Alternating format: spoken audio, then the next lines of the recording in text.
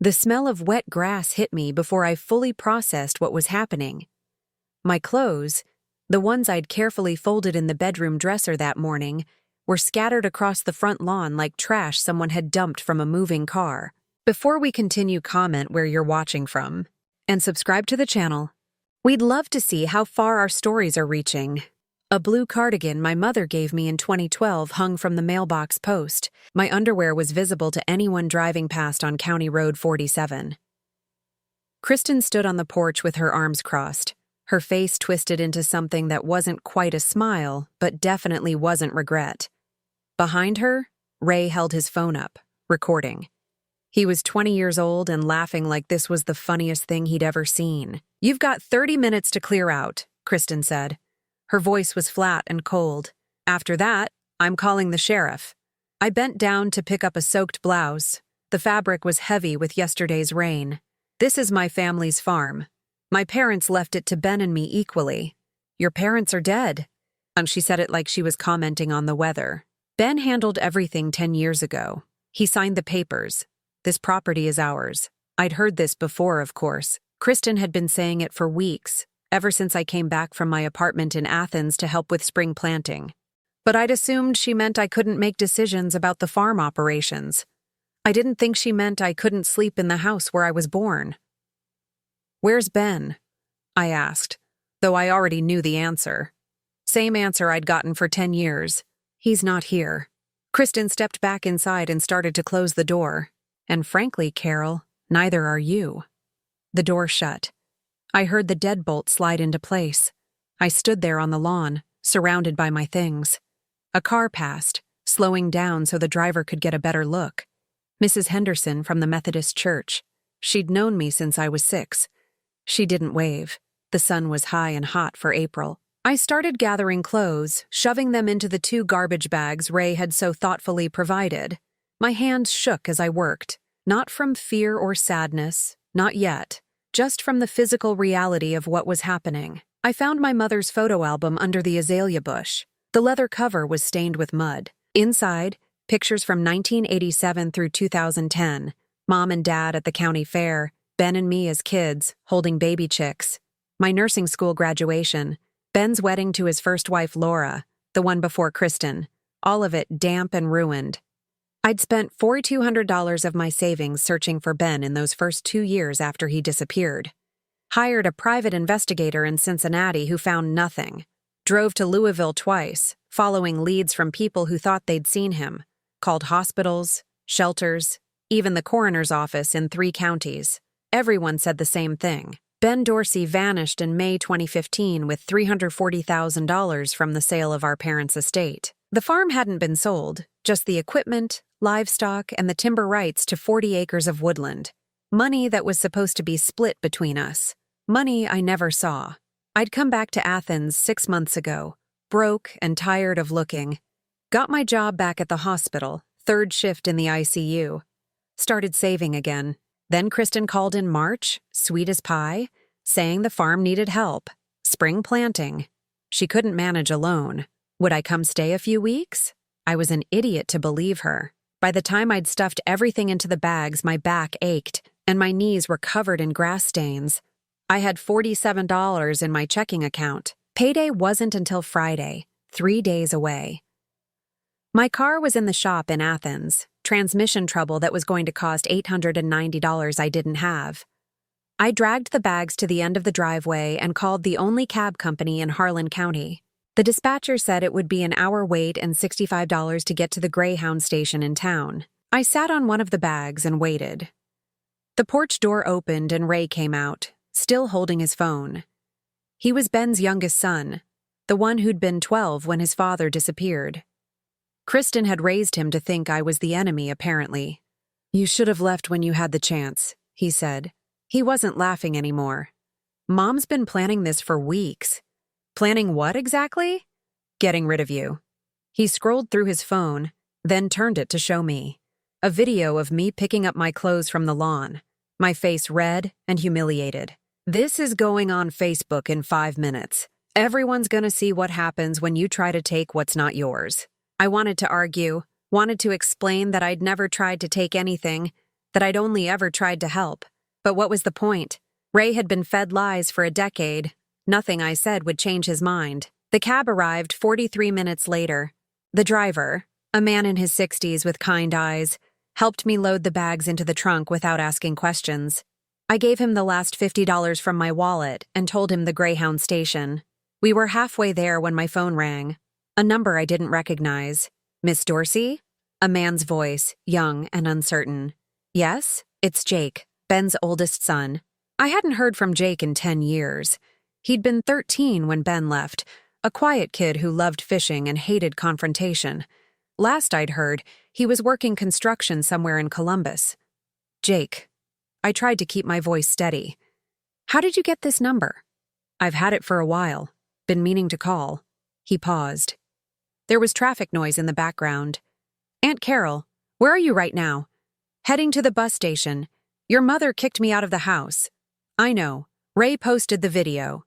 His voice tightened with something that might have been anger or shame. Don't get on that bus. I'm 10 minutes from the station. I need to tell you something. Jake, I don't have money for a hotel or... I'm not asking you to spend money. The background noise faded like he'd moved inside. I'm asking you to trust me for 20 minutes. I know where my father is, Aunt Carol. I know where he's been this whole time. The cab driver glanced at me in the rearview mirror. I must have made some sound, though I don't remember what. He never left Athens, Jake said quietly. He's been 40 miles from you the entire 10 years, and my mother knows exactly where he is.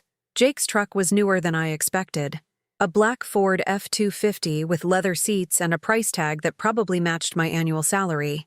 He pulled up to the Greyhound station just as I was paying the cab driver with bills I'd scraped from the bottom of my purse. Aunt Carol. He got out and came around to help with my bags.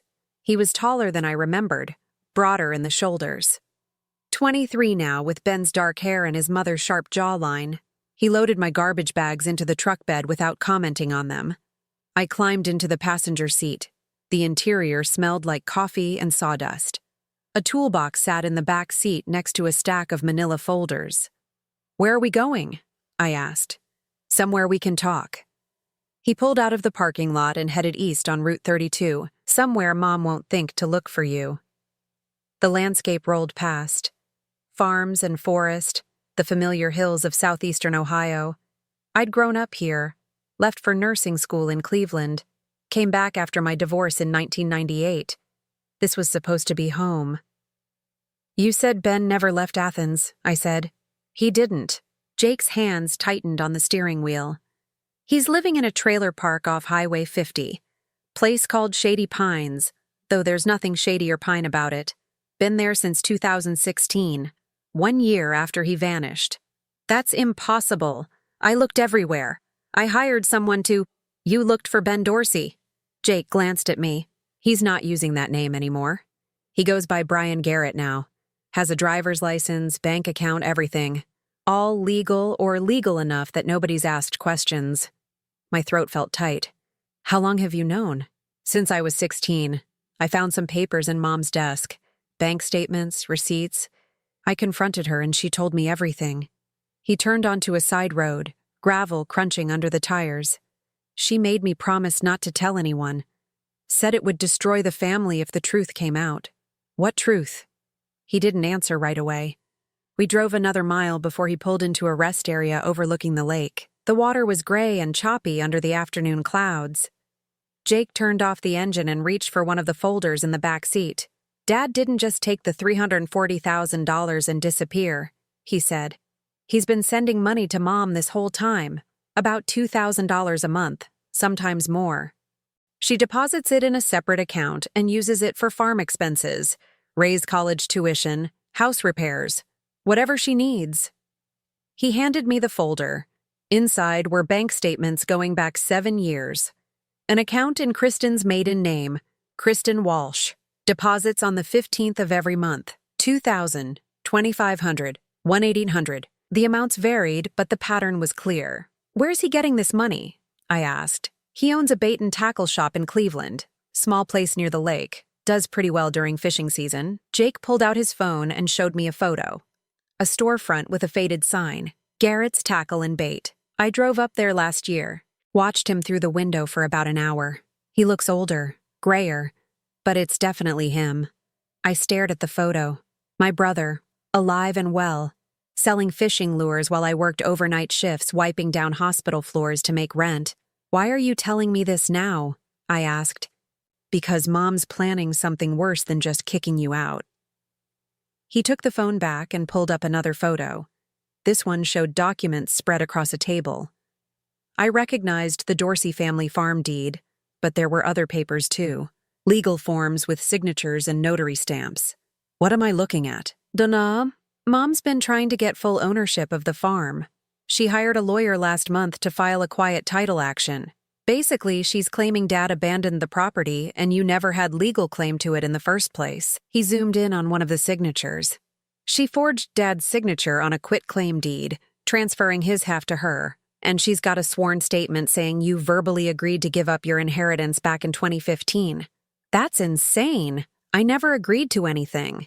I know, but she's got Ray ready to testify that he heard you say it, and she's got someone from the church who'll back her up.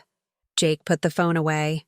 If this goes through, you lose everything. The farm. Any claim to the money Dad took. All of it. The wind had picked up outside. I could hear it rattling through the trees behind us. Everything Kristin had done suddenly made sense. The friendly phone call inviting me back. The weeks of pretending we could work together. The public humiliation this morning. She was building a narrative. Carol Dorsey, the unstable sister who couldn't accept that her brother had moved on. The woman who showed up making demands, who refused to leave when asked. Ray's video would be evidence of my irrational behavior. There's more, Jake said quietly. Mom knows I know. She figured out about 6 months ago that I'd been looking into things. We had a fight and she told me if I ever contacted you or tried to help you, she'd cut me off completely. No more money for school, no inheritance, nothing. Then why are you here? He looked out at the lake. Because I'm tired of lying. And because what she's doing is wrong. He turned back to me. I've got copies of everything. Bank records, the forged deed, text messages between Mom and her lawyer. It's all in these folders. Jake, if you give me this, she'll know it was you. I know. She'll make your life hell. She already has. He opened his door and got out, walking to the edge of the overlook. I followed him. The wind was cold and smelled like rain. Ray posted that video an hour ago, Jake said. It's already got 200 shares.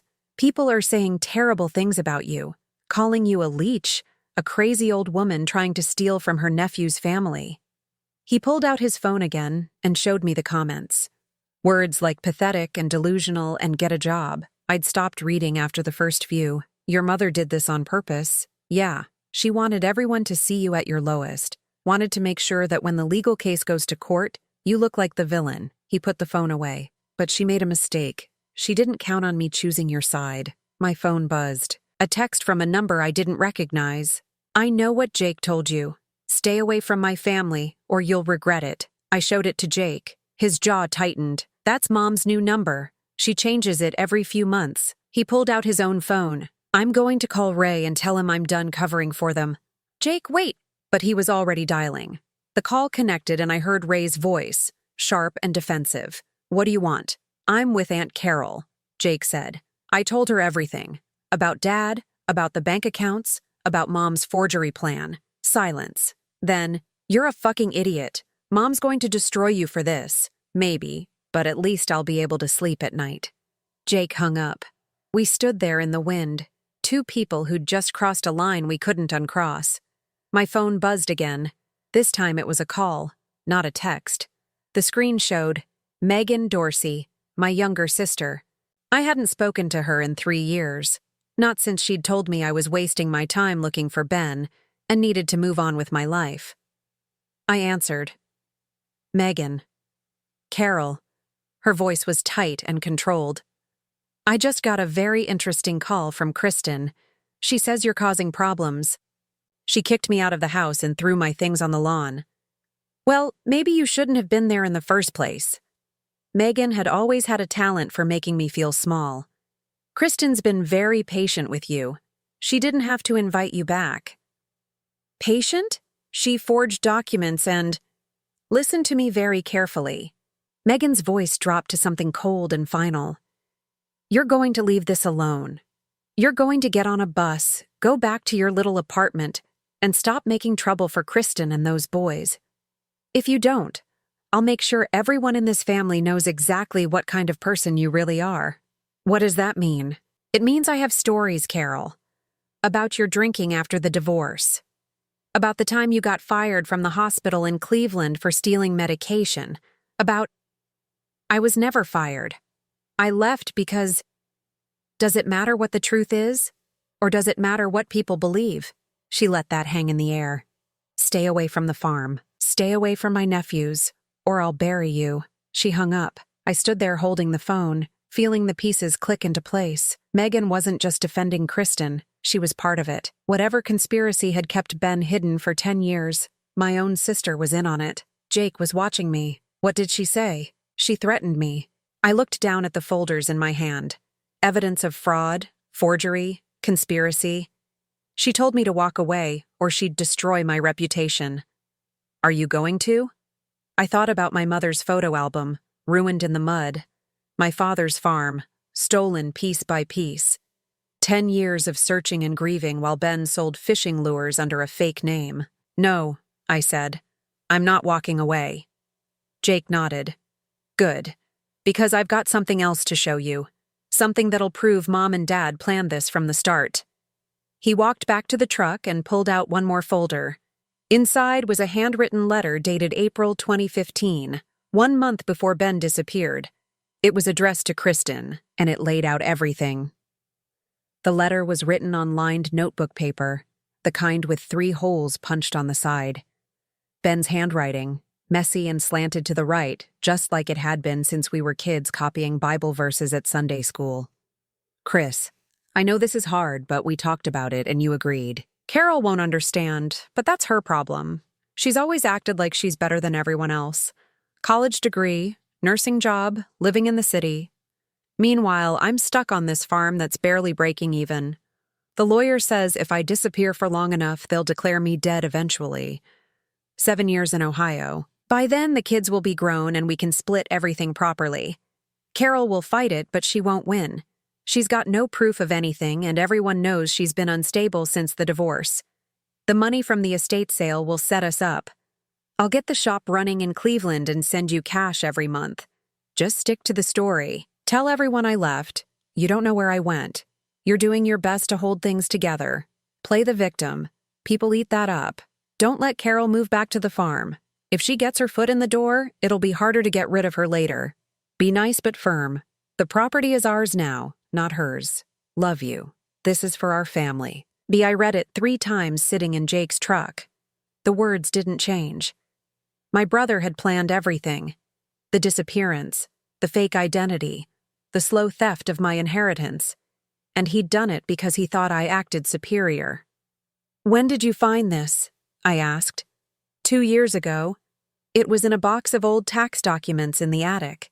Jake was leaning against the truck bed, arms crossed. Mom doesn't know I have it. I made a copy and put the original back. The rain that had been threatening all afternoon finally started. Big drops that hit the windshield like stones. Jake got back in the truck and I followed.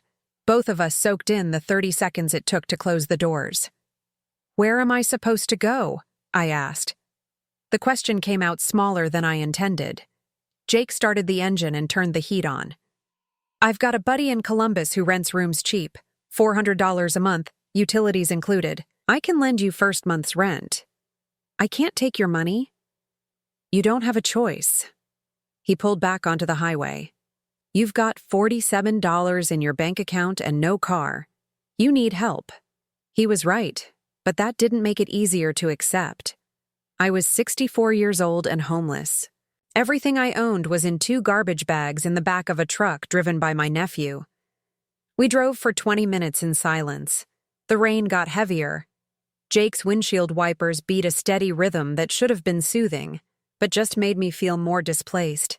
I should have looked harder, I said finally. I should have known Ben wouldn't just abandon his kids.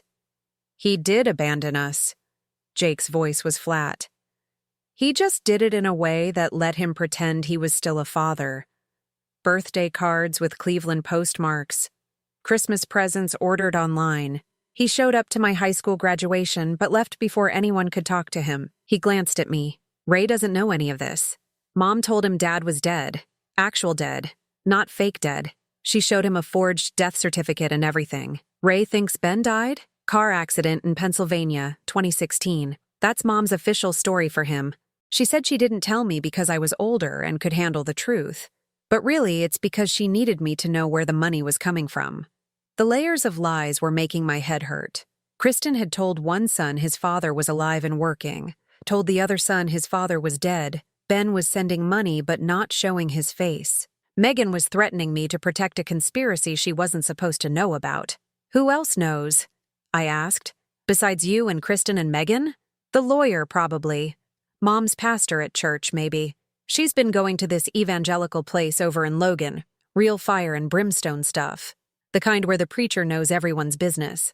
Jake turned onto Route 33 heading north. But most people believe the story. Ben ran off with the money. Kristin's the brave single mother holding things together. You're the bitter sister who can't let go. We passed a billboard advertising a personal injury lawyer. The lawyer's face was huge and smiling. Injured? Call Reynolds. I wondered what Reynolds would charge to sue my own family. My phone buzzed again. Another text from Kristin's number. Jake's making a mistake helping you. Tell him to come home before this gets worse. I showed Jake. He deleted it without reading the whole thing.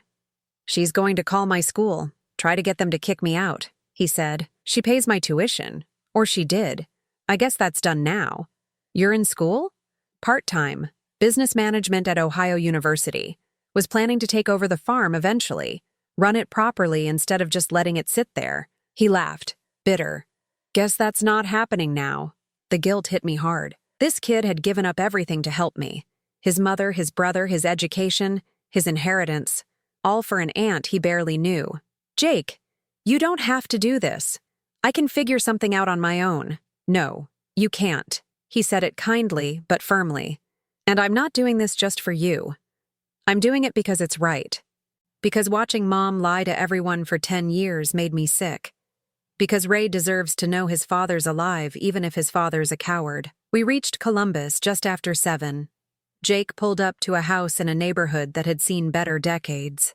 Peeling paint, sagging porch, chain-link fence around a yard full of weeds. But the lights were on inside and I could see curtains in the windows. Someone lived here.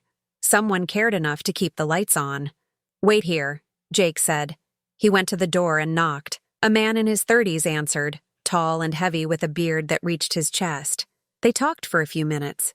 The man looked at the truck, at me sitting in the passenger seat. He nodded. Jake came back. His name's Derek. He's got a room on the 2nd floor. It's small, but it's clean. He wants $350 a month, paid in cash, 1st of the month. No lease, no questions. Jake, I'm paying for April. After that, you're on your own. He pulled out his wallet and counted out bills. This is everything I have. $420. Give him $350 and keep the rest for food. I took the money. It felt like holding someone else's life savings, which I guess it was. Derek helped carry my garbage bags upstairs. The room was small, maybe 10 by 12, with a single bed, a dresser, and a window that looked out at the neighbor's brick wall. But it had a lock on the door, and Derek said I could use the kitchen downstairs. Bathrooms shared, Derek said. He had a soft voice that didn't match his size. Just knock before you go in. My girlfriend works nights, so sometimes she's sleeping during the day. After he left, I sat on the bed and looked around. This was my life now. A rented room in a stranger's house, $70 to my name. No job, no car, no family except a nephew who'd sacrificed everything to tell me the truth. I pulled out my phone. 43 missed calls. 16 from Kristin's number, 12 from Megan, 15 from numbers I didn't recognize. Probably people from Harlan County who'd seen Ray's video and wanted to tell me what they thought. I deleted them all without listening. There was one voicemail from a number with a Cleveland area code. I played it. Miss Dorsey, this is attorney Sarah Chen from the office of Whitmore and Associates. I understand you may be experiencing a property dispute involving your family estate. I'd like to offer you a free consultation to discuss your legal options. Please call me at your earliest convenience. I played it again. Chen Whitmore and Associates. A lawyer was calling me. But how did she know about the farm situation? It had only happened this morning. I called Jake. Did you contact a lawyer? Yeah. Sarah Chen. She handled a case for Derek's sister last year. Got her out of a bad landlord situation. I called her this afternoon while you were in the restroom at the gas station. He paused. I know I should have asked first, but I figured you'd say no. I can't afford a lawyer. She does pro bono work for elder abuse cases. She said property theft from elderly family members qualifies. Jake's voice was tired. Just talk to her. See what she says. You don't have to decide anything tonight. After we hung up, I sat in the dark room and listened to the house settle around me. Footsteps downstairs, a door closing, a television playing too loud. I thought about my mother, who'd died in 2014 believing Ben and I would take care of the farm together. She'd spent her whole life on that land, married my father there in 1956, raised 2 kids there, buried my father there in 2009 under the oak tree near the creek, and Ben had sold it all away piece by piece, reducing 70 years of family history to monthly deposits in a secret bank account. I opened my phone and pulled up Ray's Facebook video. It had 847 shares now. The comments had multiplied. Someone had tagged me in it, probably hoping I'd see what people were saying. Entitled Boomer thinking she deserves handouts. Get a job instead of leeching off your family. Kristin is a saint for putting up with this for so long. I watched myself in the video, bent over in the wet grass, gathering clothes that smelled like mud and humiliation. I looked old. Not just my age, but worn down, defeated. The way people look when they've given up. But I hadn't given up. Not yet. I saved Attorney Chen's number in my phone. Tomorrow I'd call her. Tomorrow I'd start figuring out how to fight back. Tonight, I just needed to sleep. I lay down on the unfamiliar bed in the unfamiliar room and closed my eyes. Outside, the rain kept falling. Inside, I was finally alone with the truth. My brother had betrayed me. My sister had helped him. My nephew Ray had filmed it. And the whole county thought I deserved it. But I had one nephew who'd chosen differently. One piece of evidence that proved conspiracy. And one lawyer who might be willing to help. It wasn't much. But it was more than I'd had this morning when my clothes were scattered across the lawn. It was enough to start. Attorney Sarah Chen's office was in a strip mall between a nail salon and a tax preparation service. The sign out front said, Whitmore and Associates in faded blue letters. I arrived 20 minutes early for my 10 a.m. appointment because I had nowhere else to be. The receptionist, a woman in her 50s with reading glasses on a chain, looked up when I walked in. Carol Dorsey? Yes. Sarah's running a few minutes behind. Have a seat. Coffee's on the counter if you want some. I poured myself a cup and sat in one of the plastic chairs. The coffee was weak and slightly burnt, but it was free and warm. I'd been living on Derek's hospitality for 3 days now. Canned soup and white bread, the only things I could afford with the $70 Jake had left me. The door to the back office opened and a woman emerged. Late 30s, dark hair pulled back in a bun, wearing a gray suit that had seen better years. She carried a cardboard file box that looked heavy. Miss Dorsey, I'm Sarah Chen. She set the box down and shook my hand. Her grip was firm and professional.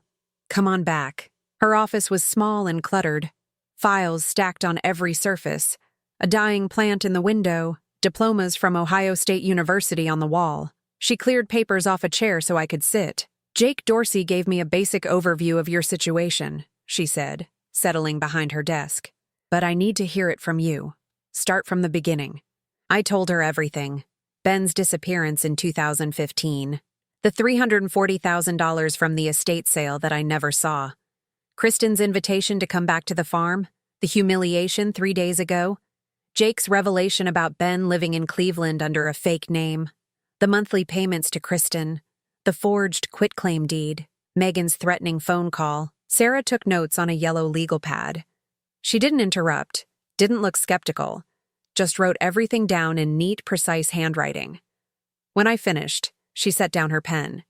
Do you have the documents Jake gave you? I pulled the folders from my bag. She spent 15 minutes going through them, occasionally taking photos with her phone. When she reached Ben's letter to Kristin, she read it 3 times. "This is good," she said finally. "This is very good. This letter alone proves premeditation and conspiracy to commit fraud. Can we use it in court? We can. Jake will need to testify about where he found it and why he kept it. Kristin's lawyer will argue it's hearsay or forged, but combined with the bank records and the timeline, it paints a clear picture." She pulled out a fresh legal pad. "Here's what we're dealing with. Your brother defrauded you out of your inheritance. Your sister-in-law has been benefiting from that fraud for 10 years. And now she's attempting to complete the theft by claiming sole ownership of the farm. What about Megan, my sister? What exactly did she say when she called you?" I repeated the conversation as best I could remember. The threats about my drinking, the alleged firing from the hospital, the warning to stay away from the farm. Sarah's expression darkened. "She threatened to defame you if you pursued your legal rights. That's witness intimidation at minimum." She made another note. "Did Megan have any financial interest in your parents' estate?" "No. They left everything to Ben and me equally. Megan got $10,000 cash, which she received in 2014 right after Mom died. But she's protecting Kristin. Why? I'd been wondering the same thing for 3 days. I don't know. We were never close. She always thought I got special treatment growing up because I was the oldest and got to go to college. So resentment." Sarah tapped her pen against the pad. "Or she got something in exchange for her loyalty. We need to find out which." She pulled out a laptop and opened it. "I'm going to do some research on your sister. What's her full name?" "Megan Louise Dorsey. She kept her maiden name after her divorce." Sarah typed for a few minutes, clicking through screens I couldn't see from my angle. Then she stopped. "Interesting. What? Your sister owns a house in Logan, purchased in 2017 for $125,000. She paid cash. The number hit me like cold water. That's impossible. Megan worked retail. She barely made $30,000 a year. Not anymore. According to this, she's listed as co-owner of Dorsey Family Farms LLC. That's the business entity that owns your family's farm." Sarah turned the laptop so I could see. There it was, a public record from the Ohio Secretary of State. Dorsey Family Farms LLC, registered in 2016. Members, Kristin Walsh Dorsey and Megan Louise Dorsey. She's a co-owner? 25% ownership stake. Kristin holds 75%. Sarah scrolled down. They filed this right after the 7-year waiting period ended. The year your brother could be declared legally dead if someone petitioned for it. The room felt too small suddenly. My sister wasn't just defending Kristin. She was profiting from the theft. She'd bought a house with my inheritance money. "Can we prove the money came from Ben?" I asked. "We can try. I'll need to subpoena Megan's financial records, which means filing suit against both her and Kristin." Sarah closed the laptop. "Here's what I recommend. We file an emergency motion to prevent any transfer or sale of the farm property. That freezes everything while we investigate. Then we file a civil suit for fraud, conversion of assets, and conspiracy. We name Kristin, Megan, and technically Ben, though he'll be harder to serve since he's using a false identity. How much will this cost? For you, nothing up front. I take cases like this on contingency. If we win, I get 30% of whatever you recover. If we lose, you don't owe me anything." She paused. "But I need to be honest with you. This will get ugly. Your family will fight back. They'll try to discredit you, drag up every mistake you've ever made. The video Ray posted is already being used against you online. They'll use it in court, too. I don't care what they say about me.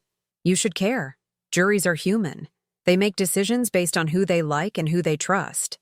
Sarah leaned forward. "We need to control the narrative, which means we need to find your brother and get him on record. If Ben testifies that he and Kristin planned this together, it's over. They lose everything.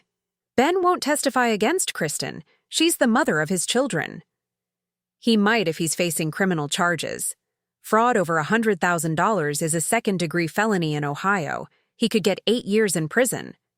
Sarah pulled out a business card and wrote something on the back. "This is a private investigator I work with. His name is Tom Braddock. He's expensive, but he's good. If Ben's in Cleveland using the name Brian Garrett, Tom will find him. I don't have money for an investigator. I'll front the cost. We'll add it to the settlement if we win. She stood up. I need a few days to prepare the paperwork. In the meantime, don't talk to Kristin, don't talk to Megan, don't respond to anything on social media. Let them think they've scared you off. We shook hands, and I left. Outside, the April sun was bright and warm. Traffic moved past on the highway. Normal people doing normal things, not dealing with siblings who'd faked their death and stolen a farm. My phone rang. Jake, how'd it go with Sarah? He asked. She's taking the case. She's going to file motions and hire an investigator. I paused.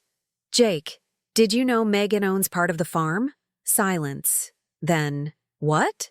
She's a 25% owner of the LLC Kristin set up. She bought a house in 2017 with $125,000 cash.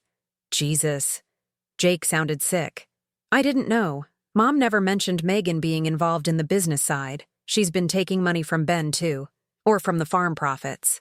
Either way, she's been lying to me for years. Aunt Carol, there's something else you need to know. Jake's voice dropped. Ray called me this morning. He's pissed that I'm helping you. He said Mom hired someone to serve you with a restraining order. A restraining order for what? Harassment and trespassing. She's claiming you threatened her and refused to leave the property when asked. She's going to argue you're unstable and dangerous. He took a breath, and she's using the video as evidence. The video, of course, me on my knees in the grass, crying and desperate. The perfect image of someone unhinged. When's the hearing? I asked.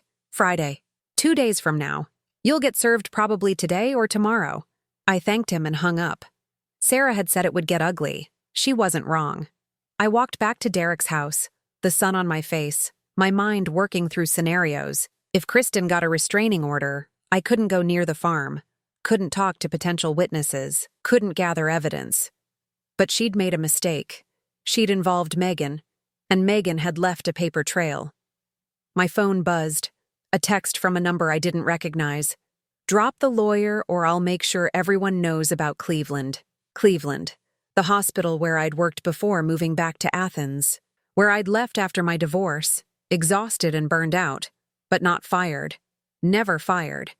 But Megan had threatened to tell people I was fired for stealing medication, a lie that would destroy any credibility I had left. I called Sarah Chen. She answered on the second ring. They're threatening me, I said. Restraining order hearing Friday. And someone just texted saying they'll spread lies about my work history. Forward me the text. And don't worry about the restraining order. We'll fight it. She paused. Carol, I need to ask you something. Is there any truth to what they might say about you? Any past issues that could hurt us? I was never fired. I left on my own terms. I had a drinking problem after my divorce, but I've been sober for 12 years. I've never stolen anything. My voice was steady. They're going to lie, but I'm telling you the truth. Good. Then we'll prove they're lying. She hung up. I sat on Derek's porch steps and watched the neighborhood. Kids riding bikes, an old man walking a dog. Life continuing like nothing was wrong. But something was wrong, very wrong, and I was going to fix it. I pulled up the text thread with Jake. Does Tom Braddock work fast? His reply came 30 seconds later. Sarah said he can start tomorrow. Why? Because I want Ben found before that hearing. I want him sitting in a courtroom when Kristin tries to call me unstable. Aunt Carol, even if Tom finds him, Ben won't testify. He will if he knows the alternative is prison. I sent the message and put the phone away. 2 days until the hearing. 2 days to find my brother and force him to tell the truth. It wasn't much time. But I'd spent 10 years not knowing where he was. 2 days would be enough. Tom Braddock found Ben in 36 hours. The call came Thursday morning while I was drinking coffee in Derek's kitchen. Sarah's voice was tight with controlled excitement. Tom located him. He's working at the bait shop just like Jake said. Goes by Brian Garrett. Has an apartment above the store. Tom got photos. Recorded him talking to customers. It's definitely your brother. Can we get him to the hearing tomorrow? Tom's serving him with a subpoena this afternoon. Ben can either show up voluntarily or we'll have the sheriff drag him there. She paused. There's something else. Tom followed him yesterday evening. Ben drove to a McDonald's in Parma and met with someone. Who? Your sister, Megan. The coffee turned sour in my mouth. They met. For about 40 minutes. Tom couldn't hear the conversation, but he got photos of them together. Time-stamped, clear images. Whatever they're planning it together. After we hung up, I sat at Derek's kitchen table and stared at nothing. My brother and sister, meeting in secret while I lived in a rented room with $23 to my name. Planning what? Another lie? Another way to discredit me? Jake called an hour later. Mom knows about the subpoena. Ray just called me screaming. He said I've destroyed the family and I'm going to regret it. Are you having second thoughts? No. His voice was firm. I'm testifying tomorrow. I've got the original letter from Dad, the bank statements, everything. Let them try to explain it away. The hearing was scheduled for 2 p.m., Friday at the Athens County Courthouse. Sarah picked me up at 1:30 in her Honda Civic that smelled like old coffee and legal briefs. Nervous? She asked. Terrified. Good. That means you're taking this seriously. She pulled into the courthouse parking lot. Remember, this is just the restraining order hearing. The judge will decide if Kristin has grounds to keep you away from the farm. But we're going to use it to introduce evidence of the fraud. Plant seeds for the bigger case. Inside, the courthouse was old and smelled like floor wax and bureaucracy. We went through security and took the elevator to the 3rd floor. Sarah led me to courtroom C. Kristin was already there, sitting at the plaintiff's table with her lawyer, a man in his 50s wearing an expensive suit. Ray sat behind them in the gallery, arms crossed, staring at his phone. Kristin looked good. Hair done, makeup perfect, navy blue dress that said respectable business owner. She glanced at me once when I walked in, her expression carefully neutral. Megan was there too, sitting 2 rows behind Kristin. She didn't look at me at all. The bailiff called the court to order. Judge Patricia Morrison entered, a black woman in her 60s with silver hair and glasses. She settled behind the bench and reviewed the papers in front of her. This is a petition for a temporary restraining order, she said. Mrs. Dorsey, you're alleging that your sister-in-law Carol Dorsey has harassed and threatened you. Is that correct? Kristin stood. Yes, Your Honor. And Miss Dorsey, you're contesting this petition? Sarah stood. We are, Your Honor. And we're prepared to show that this petition is part of a larger pattern of fraud and conspiracy designed to deprive my client of her rightful inheritance. Judge Morrison looked up sharply. This is a restraining order hearing, Counselor, not a fraud trial. The two are connected, Your Honor. We can demonstrate that Mrs. Kristin Dorsey has been systematically defrauding my client for 10 years and is now using the legal system to silence her. The judge considered this. I'll allow some leeway, but stay focused. Mrs. Dorsey's attorney, you may begin. Kristin's lawyer, whose name was Ronald Pierce, stood and painted a picture of me as an unstable woman who refused to accept reality. He played Ray's video on a laptop for the judge. There I was, on my knees in the grass, crying, gathering my things. As you can see, Your Honor, Miss Carol Dorsey became hysterical when asked to leave the property. She'd been staying at the farm without permission, refusing to acknowledge that she has no legal claim to it. Without permission? Sarah was on her feet. Your Honor, Carol Dorsey is a 50% owner of that property under her parents' will. The property was transferred to my client's late husband, Pierce countered. Ben Dorsey, who passed away in 2016. His portion of the estate went to his wife as his legal heir. Ben Dorsey isn't dead, Sarah said. The courtroom went silent. Even Judge Morrison looked startled. Excuse me? Pierce said. Sarah pulled out a folder. Your Honor, we have evidence that Ben Dorsey faked his death and has been living under an assumed name in Cleveland for the past 9 years. He's been funneling money to Mrs. Kristin Dorsey while she tells everyone he's deceased. Pierce was already shaking his head. This is outrageous. Your Honor, there's a death certificate on file. A forged death certificate, Sarah interrupted.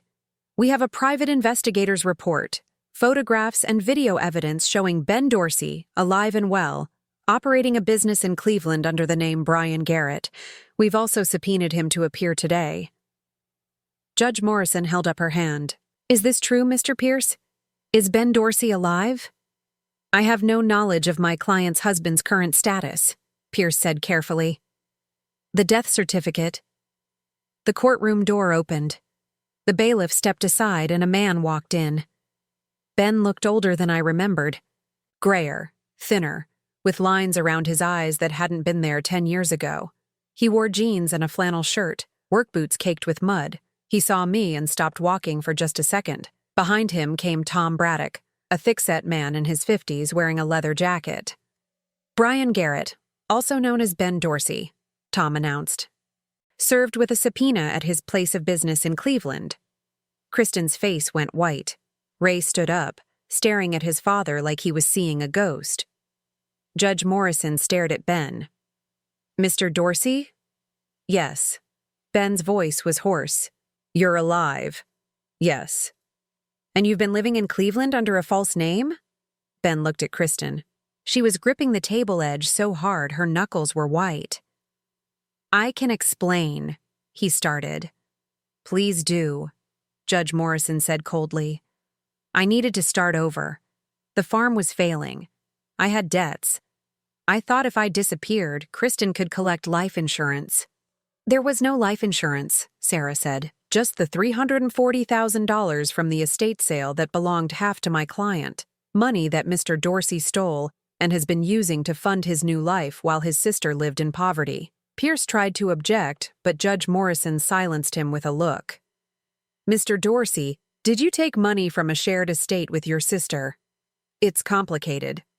"Yes or no?" "Yes, but it was for my family, for my sons, one of whom you let believe you were dead," Judge Morrison said. She looked at Ray, who was standing frozen in place. "Young man, did you know your father was alive?" Ray couldn't seem to form words. He just shook his head. "Your Honor," Sarah said, "we have additional evidence. A letter written by Ben Dorsey to Kristin Dorsey in April 2015, outlining their plan to defraud Carol Dorsey. We also have bank records showing monthly payments from Ben to Kristin over the past 7 years." She handed the documents to the bailiff, who passed them to the judge.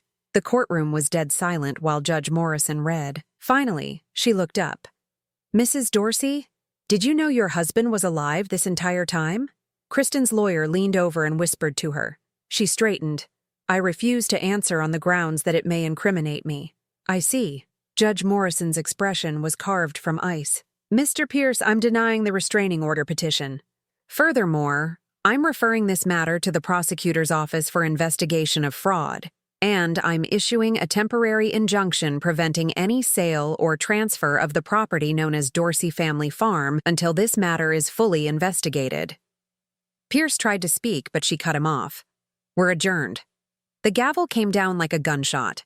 Chaos erupted. Ray pushed past people to get out of the courtroom. Kristin tried to follow, but Pierce grabbed her arm, talking urgently. Ben stood in the aisle looking lost. Jake appeared at my side. I hadn't even seen him come in. "You okay?" he asked. I couldn't speak, just nodded. Megan tried to slip out, but Tom Braddock blocked her path. "Miss Dorsey, I've got some questions for you about your involvement in this."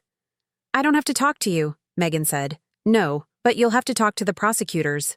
Tom handed her a business card. "They'll be in touch." Sarah was gathering papers, looking satisfied but not celebrating. "This is good," she told me quietly. "But it's not over. They'll fight the civil case, and the prosecutor will take months to decide on criminal charges. I don't care how long it takes." Outside the courthouse, Jake and I stood in the parking lot. The April sun was warm on my face. I felt lighter than I had in years, like someone had finally lifted a weight I'd been carrying so long I'd forgotten it was there. "Ray won't talk to me," Jake said. "He blocked my number. He needs time, finding out his father's alive after 7 years. After 7 years of lies." Jake's jaw was tight. "I knew, and I didn't tell him. How do I come back from that?" "You tell him the truth, that you were trying to protect him, that you did the right thing when it mattered." I touched his arm. "You saved me, Jake. You know that, right?" He nodded, but didn't look convinced. Ben appeared at the courthouse entrance, alone. He saw us and started walking over. Jake tensed beside me. "Carol," Ben said when he reached us, "I need to talk to you." "No," I said. "Please, just 5 minutes. I can explain." "Explain what? That you stole from me? That you let me think you were dead? That you watched me struggle for 10 years while you played store owner in Cleveland?" My voice was rising, but I didn't care. "You wrote a letter saying I acted better than everyone else. You know what? Maybe I did, because I never would have done this to you. Ben's face crumpled. I'm sorry. I was desperate. The farm was drowning in debt and I didn't know what else to do. You could have asked for help. You could have been honest. I stepped closer to him, but instead you chose to destroy me, to let Kristin humiliate me, to let Megan threaten me. You chose this, Ben. I know. His voice broke. I know, and I hate myself for it. Good. Live with that. I turned to Jake. Let's go. We left Ben standing in the parking lot. In the car, Jake was quiet for a long time. Do you think he means it? He finally asked. That he's sorry? Probably. But sorry doesn't give me back 10 years. No, Jake agreed. It doesn't. The 30 days between the emergency hearing and the final settlement felt like 30 years. Ben cooperated fully, which meant he gave depositions, turned over financial records, and testified against Kristin in exchange for a reduced sentence. The prosecutor offered him 18 months in minimum security instead of 8 years in state prison. He took it. Kristin fought until the end, hired 3 different lawyers before she found one willing to defend her. Claimed she was a victim of Ben's manipulation, that she didn't know the money was stolen, that she'd been trying to save the farm for her children. The bank records and Ben's testimony destroyed every argument. Megan disappeared for 2 weeks, stopped answering calls, shut down her social media, didn't show up to court-mandated depositions. Judge Morrison issued a bench warrant, and the sheriff found her at her house in Logan, packing boxes. She'd been planning to run. The final hearing was on a Tuesday in May. The courthouse was packed. Half the town of Athens showed up, along with reporters from the Columbus Dispatch and Cleveland Plain Dealer. The story had made regional news. Local woman discovers brother faked death to steal inheritance. I sat at the plaintiff's table with Sarah. Jake sat behind me. He'd withdrawn from school, moved out of the farm, and was living with a friend in Columbus while he figured out his next steps. Ray hadn't spoken to him since the courtroom confrontation. Hadn't spoken to anyone, according to Jake. Just holed up at the farm, processing the fact that his entire life had been a lie. Judge Morrison entered and everyone stood. She looked tired. This case had consumed a month of her docket and generated more publicity than anything in Athens County in decades. Let's get this done, she said, settling into her chair. Mr. Dorsey, you've agreed to the terms of the plea agreement? Ben stood. He'd aged 10 years in 30 days. Thinner, grayer, defeated. Yes, Your Honor. 18 months in Hocking Correctional Facility, 5 years probation, full restitution to Carol Dorsey for the stolen inheritance plus damages. She looked at him. You're aware that after you serve your sentence, you'll be a convicted felon. You'll lose your business, your voting rights, and likely any chance of a normal life. Yes, Your Honor. And you still maintain that Kristin Dorsey was a knowing and willing participant in the fraud? Yes, Your Honor. Kristin's lawyer stood. Your Honor, my client maintains her innocence and requests a jury trial. Request denied. The evidence is overwhelming and your client has no credible defense. Judge Morrison pulled out a thick document. Mrs. Dorsey, you've been found liable for fraud, conspiracy, theft, and conversion of assets. You're ordered to forfeit your ownership stake in Dorsey Family Farms, LLC, and pay restitution in the amount of $240,000. Kristin went pale. I don't have that kind of money. Then you'll sell assets, the house, the vehicles, whatever it takes. Judge Morrison turned to the next document. Megan Dorsey, you've pleaded no contest to conspiracy and receiving stolen property. You're ordered to pay restitution of $95,000 and forfeit your ownership stake in the LLC. You'll also serve 2 years probation. Megan, sitting in the back with a public defender, just nodded. She looked hollow. As for the distribution of assets, Judge Morrison continued, Carol Dorsey is awarded full ownership of the family farm property and all associated business interests. The current market value is estimated at $680,000. She's also awarded $450,000 in damages for pain and suffering, emotional distress, and punitive damages. I did the math in my head. Over $1 million. More than I'd ever imagined. Sarah squeezed my hand under the table. Additionally, Judge Morrison said, Carol Dorsey is granted a 5-year protective order against Kristin Dorsey, Megan Dorsey, and Ray Dorsey. They are not to contact her directly or indirectly, not to come within 500 feet of her residence, and not to make any public statements about her without prior court approval. Your Honor, Kristin's lawyer said, Ray Dorsey is not party to this case. He's a victim of his parents' actions. He filmed and distributed a video of the plaintiff in a moment of extreme distress for the purpose of public humiliation. That constitutes harassment. Judge Morrison's voice was ice. The protective order stands. She signed several documents and handed them to the clerk. This court is adjourned. The gavel came down. It was over. Outside the courthouse, reporters swarmed. Sarah handled them while Jake and I escaped to her car. We drove to a diner on the edge of town, sat in a booth in the back and ordered coffee we didn't drink. You won, Jake said. He looked stunned. You actually won. We won. I reached across the table and took his hand. I couldn't have done this without you. What are you going to do now? I'd been thinking about that for days. The farm was mine, legally and finally. I could move back, restart operations, live out my remaining years on the land where I was born. Or I could sell it and start fresh somewhere new. I'm going to sell it, I said. I'm going to sell the farm to you. Jake's eyes went wide. Aunt Carol, I can't afford. You can afford what I'm asking. $50,000. That's what you can get from a bank loan with your current credit. You'll pay me back over 10 years at 3% interest. I'd worked out all the numbers with Sarah. The farm is worth $680,000.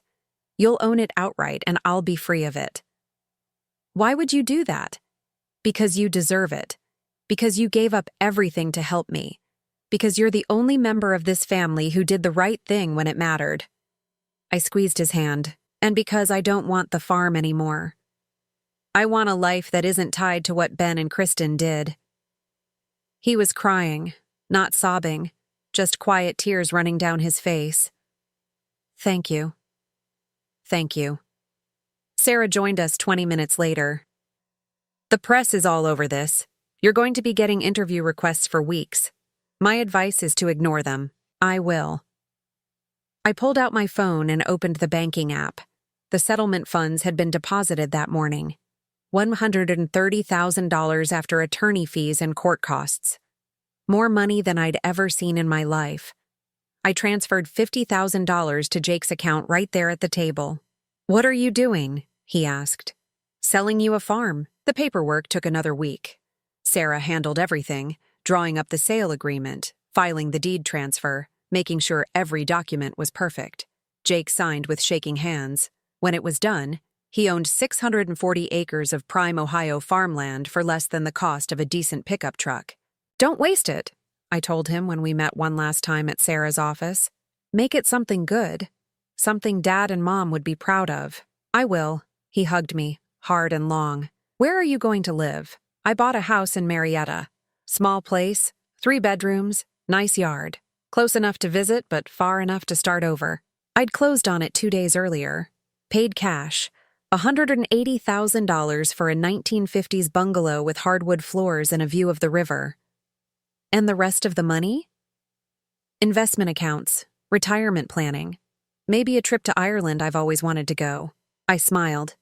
And a new car. Something reliable that won't break down every 3 months. I bought a Honda CR-V the next day. Silver, 4 years old, 30,000 miles. It was the nicest car I'd ever owned. The house in Marietta was everything I needed. Quiet street, good neighbors, a coffee shop 3 blocks away. I moved in with 2 suitcases and no furniture, then spent a week buying things that were mine. A couch I picked out myself. Dishes that weren't hand-me-downs. Sheets that didn't smell like someone else's life. Donna Fletcher, my old friend who'd gone silent after Ben disappeared, called in June. She'd read about the case in the paper. Carol, I'm so sorry, she said. Kristin threatened me. She said if I stayed in contact with you, she'd spread rumors about my daughter. I was a coward. You were protecting your family. I should have protected you too. Her voice broke.